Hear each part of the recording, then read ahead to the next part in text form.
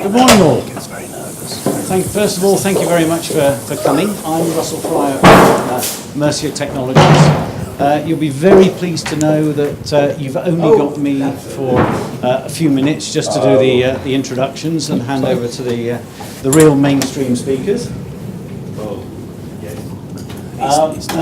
With any presentation, as I'm sure you're aware, there's the standard compliance slide.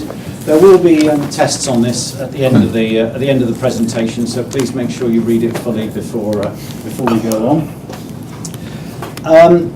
This presentation does come with CPD accreditation, and thank you very much to Vilma for organising that. Now, from my previous involvement, they like to have some nice learning objectives for CPD. So, just to go through those, I want to, at the end of this, come out better informed and understand MiFID II and particularly its implications for IFAs and the way that due diligence is carried out.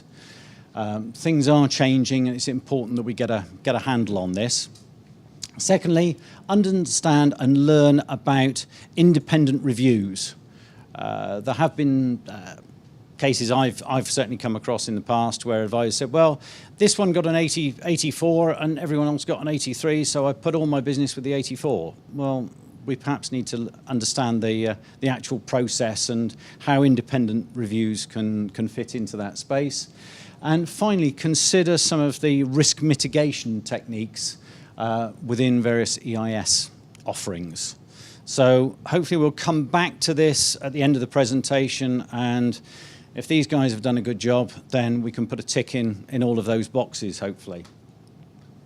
The presenters, you're going to first of all have Mark Brownridge. Very pleased that Mark's joined us. Mark, if you don't know him, is Director General of the EISA. Mark will be handing over to Richard Angus. And will you be presenting as well, Vilma? And Vilma from Hardman and Co, covering the independent research side of things. Then Paul Mattock, Dr. Paul Mattock, who is Head of Investor Relations and Sales at Mercia.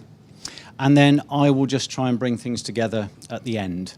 So first of all, once again, thank you very much for coming in what's a pretty miserable day out there.